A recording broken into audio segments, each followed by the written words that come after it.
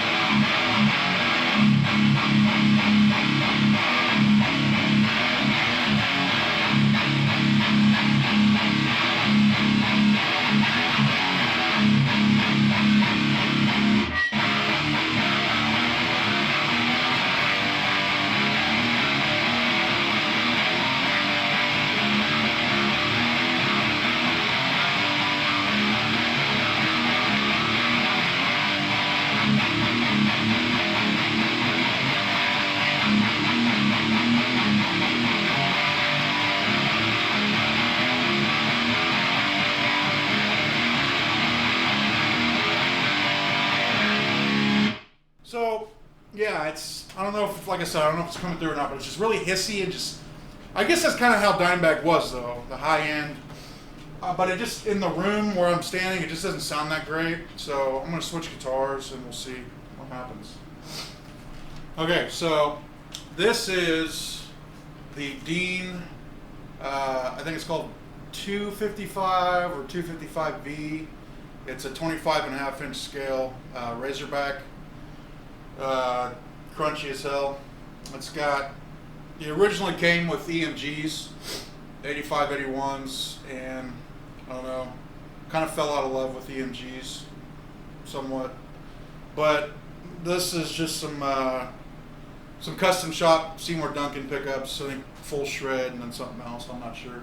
But when you hear me play, it's going to be a lot less hiss, a lot less high end, and more just brutal chunks. You know what I'm saying? Alrighty.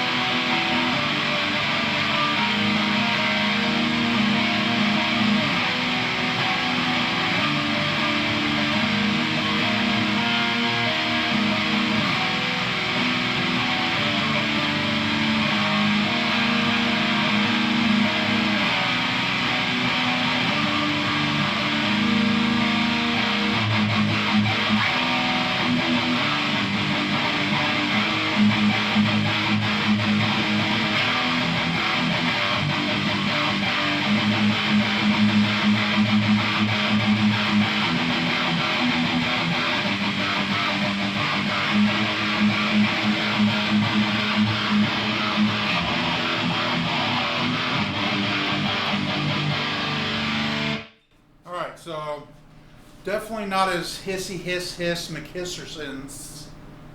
So I'm gonna try one more guitar.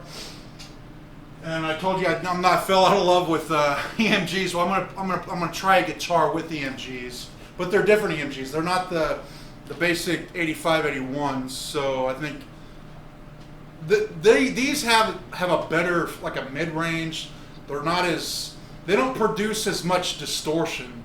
You kind of get the distortion from your guitar processor or your amps. So I kind of like that.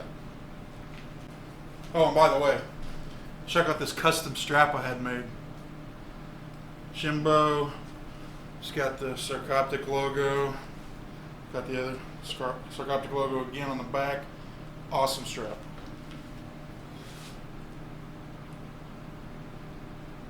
All right, this is the ESP LTD Kirk Hammett Demonology. Fucking awesome guitar. All neck through or whatever you want to call it. It's got a real Floyd Rose. It's got the Kirk Hammett Bone Breaker. I'm pretty sure they're called Bone Breaker. But This is just thrash city. The tone I got out of this guitar. It's basically the preset that I made on the Gigboard actually is what I dialed it in with. I dialed that preset in with this guitar, so I think this guitar sounds best through that. So let's take a listen.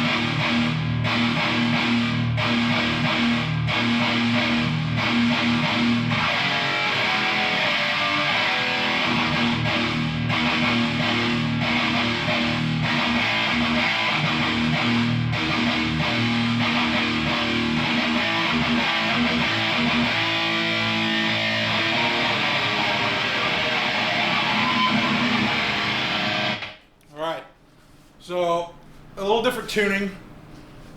Instead of being in D style like all the other guitars, I'm in E style, but it's the same tuning basically, just in E style.